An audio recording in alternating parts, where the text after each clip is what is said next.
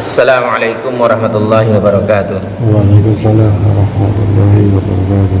Innal hamdalillah nahmaduhu wa nasta'inuhu wa nastaghfiruh wa na'udzu billahi min syururi anfusina wa min sayyiati a'malina.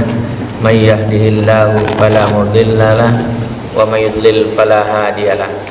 Asyhadu an la ilaha illallah wahdahu la syarika lah wa asyhadu anna Muhammadan abduhu wa rasuluh. Allahumma salli wa sallim ala Muhammadin wa ala alihi wa sahbihi ajma'in. Amma ba'd. Ya ayyuhalladzina amanu taqullaha haqqa tuqatih wa la tamutunna illa wa antum muslimun. Ya ayyuhan nasu taqu rabbakumul ladzi khalaqakum min nafsin wahidah wa khalaqa minha zawjaha wa batta minhuma rijalan katsiran wa nisaa'a. Wattaqullaha alladzi tasaaluna bihi wal arham innallaha kana 'alaikum raqiba. Ya ayyuhalladzina amanu taqullaha wa qulu qawlan sadida yuslih lakum a'malakum wa yaghfir lakum dhunubakum wa may yuti'illaha wa rasulahu faqad faza fawzan 'azima. Alhamdulillahirabbil alamin. Pagi ini kita masih diberi kesempatan oleh Allah Subhanahu wa taala untuk dapat menunaikan sholat subuh secara berjamaah. Kemudian kita lanjutkan dengan mentadaburi ayat-ayatnya dan mengkaji hadis Rasulullah SAW yang hanya kepadanya lah kita berharap ridha-Nya agar kita dan keluarga kita dijadikan oleh Allah Subhanahu wa taala ahlul Quran dan ahlul jannah. Salawat serta salam semoga tercurah kepada Rasulullah SAW, Muhammad bin Abdullah beserta keluarganya, para sahabatnya serta pengikutnya yang senantiasa menegakkan sunnah-sunnah Rasulullah SAW hingga akhir kiamat kelak. Mari sama-sama kita buka dengan bacaan basmalah. Bismillahirrahmanirrahim. Kemarin kita belajar etika berziarah ke makam Rasulullah SAW. Sekarang kita mau belajar tentang keutamaan kota suci Makkah. Tidak ada lagi kota yang lebih baik setelah Makkah Al-Mukarramah adalah Al-Madinatul Munawwarah. Jadi nggak ada lagi kota yang paling baik di muka bumi ini setelah Mekah, yaitu Madinah. Ya, gitu. Ayatnya ada nggak? Kira-kira ayatnya ada nggak tentang Madinah? Ada. Ada lah ya. Bukan di surat 33 itu surat Al-Ahzab ya. Mulai ayat 12, 13 dan 14 ya. وَإِذْ يَقُولُ الْمُنَافِقُونَ وَالَّذِينَ فِي قُلُوبِهِم مَّرَضٌ مَّا وَعَدَنَا اللَّهُ وَرَسُولُهُ إِلَّا غُرُورًا. Dan ingatlah ketika orang-orang munafik dan orang-orang yang hatinya berpenyakit berkata, kalau orang munafik pasti hatinya penyakit ya. Kemudian dia berkata, yang dijanjikan Allah dan Rasulnya kepada kami hanya tipu daya belaka. Bayangkan tuh kalau orang munafik lebih sadis dibandingkan orang kafir itu, munafik itu. Sampai dia berkata, yang dijanjikan Allah dan Rasulnya kepada kami hanya tipu daya belaka gitu. Berarti selama ini orang munafik dia baca Quran juga dia baca hadis juga, tapi dia sesungguhnya nggak mempercayai gitu. Ini orang-orang munafik. Tanda-tandanya juga banyak orang-orang munafik ya. Di surat An-Nisa ada ya, bahkan satu surat Allah sebutkan ya, surat Al-Munafiqun itu ya. Ayat selanjutnya yang 13 itu, wa idh qalat ta'ifatun minhum ya ahla Yathrib la muqama lakum farji'u wa yasta'dinu fariqun minhum an-nabiyya yaquluna inna buyutana 'awrah wa ma hiya bi'awrati in yuriduna illa firara. Dan ingatlah ketika segolongan di antara mereka berkata, wahai penduduk Yathrib, penduduk Madinah, Ya, Madinah di situ tulisnya ya. Iya. Tidak ada tempat bagimu, maka kembalilah kamu. Dan sebagian dari mereka meminta izin kepada Nabi untuk kembali pulang dengan berkata, sesungguhnya rumah-rumah kami terbuka, tidak ada penjaga, padahal rumah-rumah itu tidak terbuka, mereka hanyalah hendak lari. Jadi orang-orang munafik itu dulu kalau suruh perang alasannya banyak sekali. Kalau sekarang juga begitu tuh ya, alasannya terlalu banyak.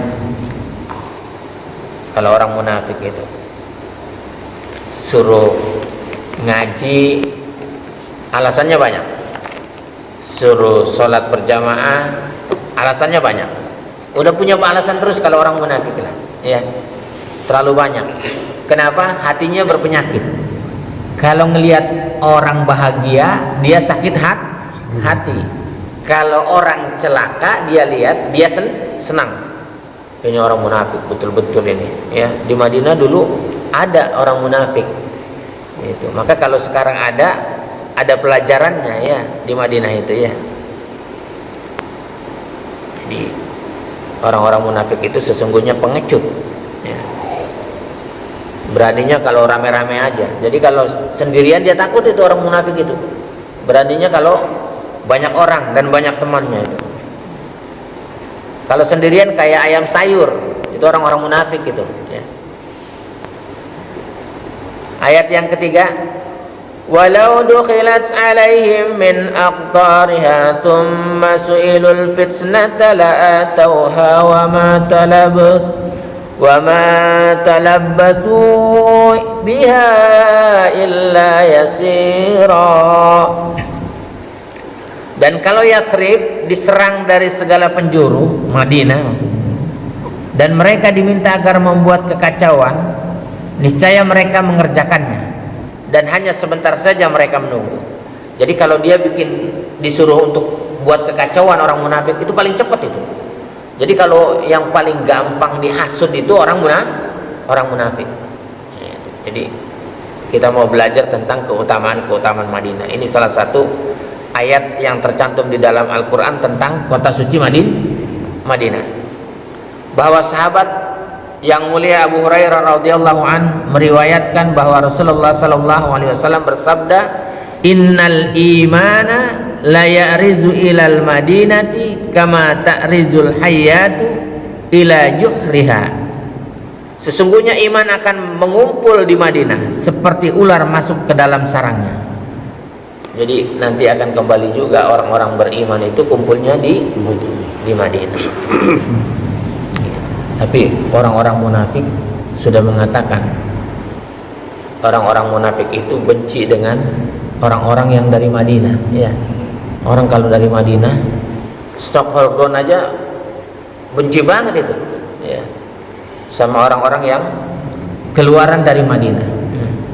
Padahal di situ masih ada sampai saat ini Rasulullah dengan para sahabatnya ya, dikuburkannya di sana gitu. Enggak di tempat yang lain gitu. Makanya kata Nabi dalam sabda yang lain, al-Madinatu khairul lahum law kanu ya'lamun.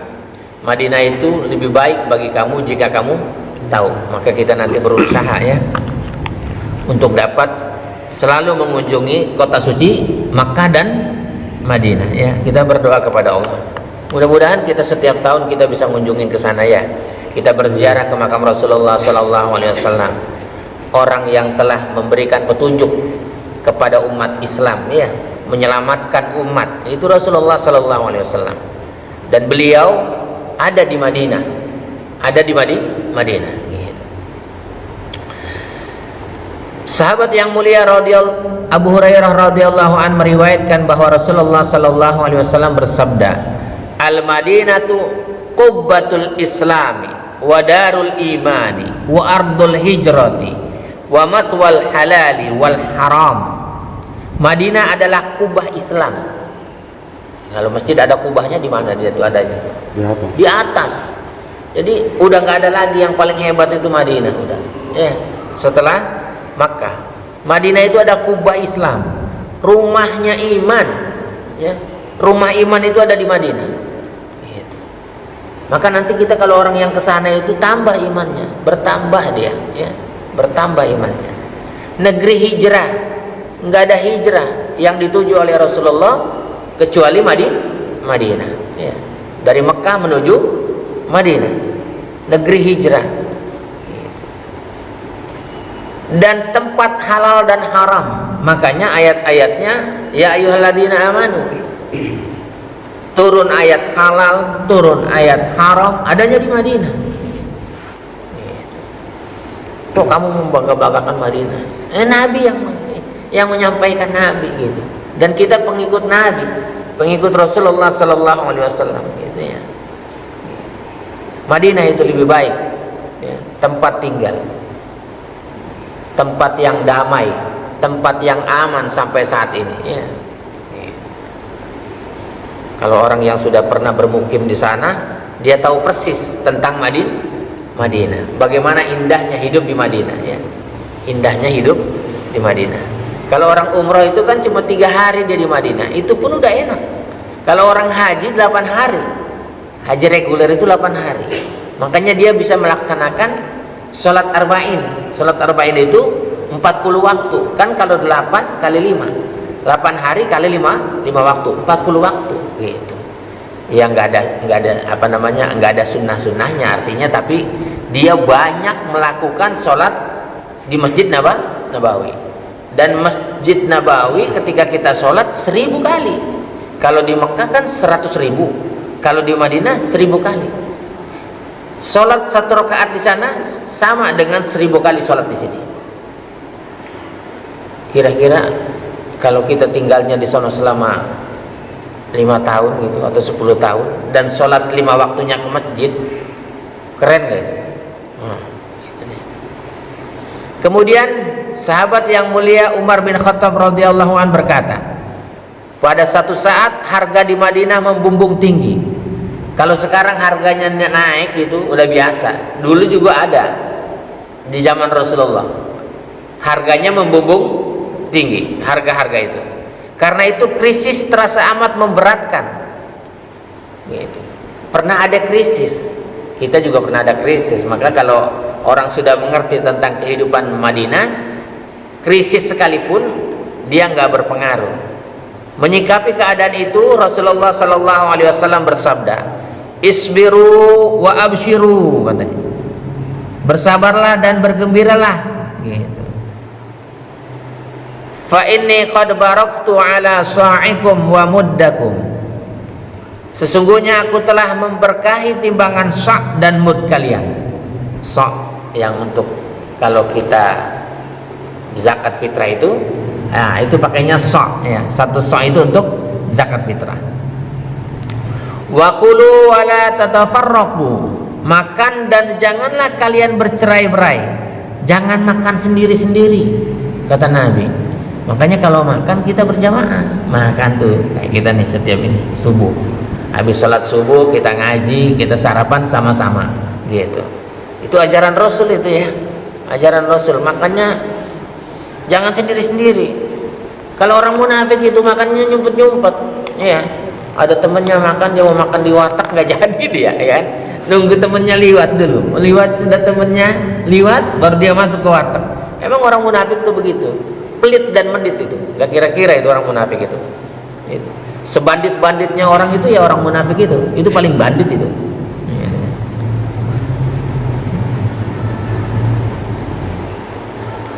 Fa inna ta'amal wahidi yakfil insnain. Sungguh jika kalian mengonsumsi makanan dengan tidak bercerai-berai, makanan kita makan sama-sama gitu, tidak bercerai-berai, maka jatah makanan 1 orang cukup untuk 2 orang. Jadi kalau kita makannya sama-sama, apalagi biasa tuh kita makan di nampan ya, 1 nampan. Kemarin berapa orang kita makan? 4 orang ya? 4 ya. Iya, satu nampan 4 orang itu ya. Itu cukup, makanya hampir jarang habis ketika kita makan 1 nampan itu. Iya, jarang habis. Kenapa? Jatah untuk 1 orang bisa dimakan 2 orang. Makanya dipraktekkan tuh yang kayak gitu-gitu ya, dipraktekkan. Jatah makan 2 orang cukup untuk 4 orang, dan jatah makanan 4 orang cukup untuk 5 atau 6 orang. Sungguh keberkahan ada di dalam persatuan. Sampai itu yang dibilangin persatuan, makan aja kita bersatu. Bukan cuma sholat saja kita berjamaah, makannya pun berjamaah gitu. Ini enggak, sholat enggak berjamaah, makan sendiri-sendiri, sunnah enggak dikerjain, ngaku ahli sunnah wal jamaah, ngakunya doang gitu ya. Barang siapa bersabar atas kesulitan dan kepayahan kota Madinah, kata Nabi, maka aku akan menjadi saksi dan pemberi syafaat kepadanya pada hari kiamat.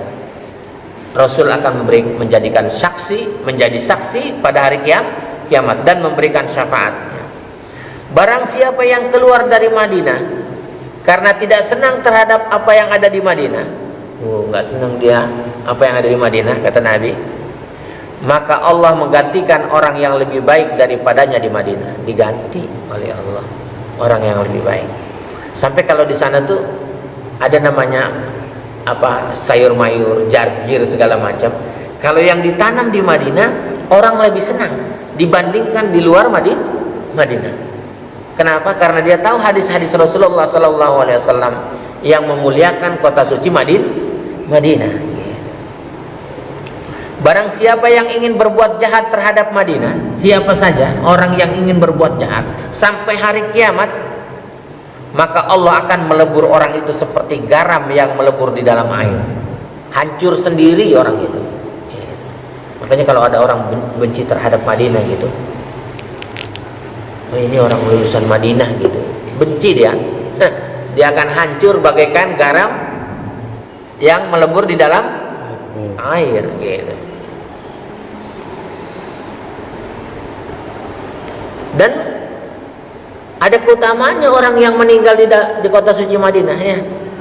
Seorang perempuan sakib yang pernah berada di sisi Rasulullah SAW meriwayatkan bahwa beliau bersabda, "Man istata'a minkum ayyamuta fil madinati falyamut, fa innahu man mata fiha kuntu lahu syahidan aw syafi'an yaumal qiyamah." Barang siapa di antara kalian yang dapat meninggal di Madinah, maka hendaklah ia meninggal di Madinah. Karena barang siapa yang meninggal di Madinah, maka aku akan menjadi saksi atau pemberi syafaat baginya pada hari kiamat. Maka beruntunglah orang yang haji dan umroh meninggalnya di Madinah. Beruntung dia.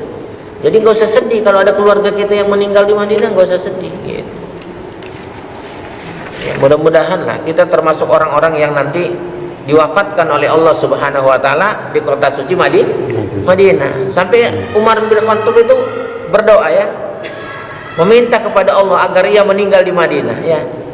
Ayah Zaid bin Salim meriwayatkan bahwa Umar berdoa, Allahumma rzuqni syahadatan fi sabilika waj'al mauti fi haramika rasulika sallallahu alaihi wasallam ya. Itu doanya Umar bin Khattab dan itu dikabul oleh Allah Subhanahu wa taala. Dia disandingkan dengan sahabat yang mulia Abu Bakar Siddiq ya, bersama Rasulullah sallallahu alaihi wasallam ya. Ya Allah, berilah aku rezeki mati syahid di jalanmu. Makanya kita berdoanya begitu, ngikutin doanya Umar bin Khattab. Allahumma rzuqni syahadatan fi sabilika waj'al mauti fi harami rasulika sallallahu alaihi wasallam. Gitu. Kita berdoa. Itu setiap waktu kita berdoa begitu ya. Ya Allah, berilah aku rezeki mati syahid di jalanmu ya, rezeki untuk mati syahid. Enak betul tuh yang matinya syahid ya. Dan jadikanlah kematianku di tanah haram Rasulmu sallallahu alaihi wasallam di Madinah. Maka beruntung betul ya saudara-saudara kita yang pergi haji dari tahun-tahun sebelumnya, banyak yang meninggal di kota suci Madinah ya. Gitu. Setelah dia melaksanakan haji, dia ziarah. Bahkan ada yang belum melaksanakan haji, dia ziarah, dia kemudian meninggal di Madinah. Dia termasuk orang-orang yang beruntung. Mudah-mudahan mereka mendapatkan syafaat dari Rasulullah sallallahu alaihi wasallam dan kita juga mendapatkan syafaat dari Rasulullah sallallahu alaihi wasallam, dan Allah berikan keberkahan kepada keluarga kita sehingga Allah masukkan kita dan keluarga kita ke dalam surga Aden yang mengalir di bawahnya sungai-sungai. Subhanakallahumma rabbana wa bihamdika asyhadu an la ilaha illa anta astaghfiruka wa atubu ilaik.